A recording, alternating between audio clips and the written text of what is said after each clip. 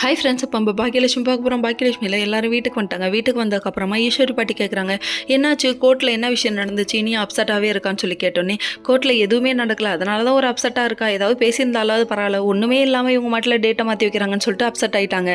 சரி, இங்கே இது ஒரு பக்கம் நடந்துட்டுருக்கு. நம்ம வேகமாக வெளியே விறுவிறுப்பாக வெளியே இருந்து உள்ளே வராங்க. யாரா அது அப்படின்னு பார்த்தா கோபியை நம்ம செல்லியணுங்க. கையில் எதுவும் நோட்டீஸ் வச்சுருக்காங்க. அதை வாங்கி பார்த்துட்டு ஷாக் ஆகிட்டாங்களாமா. என்னன்னு பார்க்குறீங்களா, அதை ஒவ்வொருத்தரும் வாங்கி போட்டு டெடன் பீஜியம் போட்டு அப்படியே கண்ணீர் வடிக்கிறாங்க. என்னப்பா அது அப்படின்னு சொல்லி பார்த்தா ஃபர்ஸ்ட் இனியா வாங்கி பார்த்துட்டு அழுகுறாங்க. அடுத்து வந்து எழில் வாங்கி பார்த்துட்டு அழுகுறாங்க. என்னதாம்மா நடக்குது, நம்ம மேலே போய் அடுக்குறாங்க. அதாவது இனியாவுக்கு வந்து வேற ஒரு அஃபர் இருந்ததாகவும் அவர் உருகி லவ் பண்ணாராம். எப்படி உருகி போனதுன்னு அப்படின்னு சொல்லிட்டு இவர் லவ் பண்ண ஆரம்பிச்சிட்டாரு போல. அதெல்லாம் போட்டுவிட்டு, டே இந்த ஒரு பாட்டை கண்டுபிடிச்சதுலேருந்து நீங்கள் அடிக்கிற அலும்பு தாங்க முடியலடா அப்படிங்கிற மாதிரி.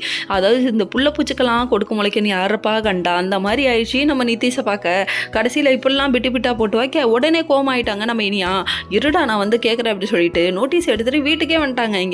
இங்கே வந்ததுக்கப்புறம் உங்களை மாதிரி ஒரு ஃப்ராடை நான் பார்த்ததில்லடா, உலக மகா ஃப்ராடுங்கடா நீங்கள், நடிகர் குடும்பம்டான்னு சொல்லிட்டு கண்ணா பின்னான்னு நடிக்க சொல்லி இப்படிலாம் பேச ஆரம்பிச்சோடனே வீடியோ எடுத்து பாக்கியலட்சுமிக்கு அனுப்பி விட்றாங்களாமா. உடனே அங்கேருந்து கோபிக்கு அலாரமடி, அங்கேருந்து கோபி குடுகுடுன்னு ஓடியாந்து இவர் உருண்டு போன இனியாவை உருட்டி எடுத்துகிட்டு போகிறதுக்குள்ள பார்க்கணுமே இவர் பட்ட பாடம் ஐயோயோ அப்படிங்கிற மாதிரி ஆயிடுச்சு. அதுக்கப்புறம் ஒரு வழியாக வாமா வேணாமா கம்ப்ளைண்ட் கொடுத்துருவாங்கம்மான்னு சொல்லி கஷ்டப்பட்டு கொடுத்து போயிட்டாங்க. இந்த அளவுக்கு கோப்படுறது கம்முன்னு இருக்கிறது இல்லையா அப்படிங்கிற மாதிரி ஆயிடுச்சு. நிதிஷ் ஒரு பக்கம் இவளை ஏதாவது பண்ணியே ஆகணும்னு நினைக்க, தம்பி உனக்கு தான் கட்டாதுறைக்கு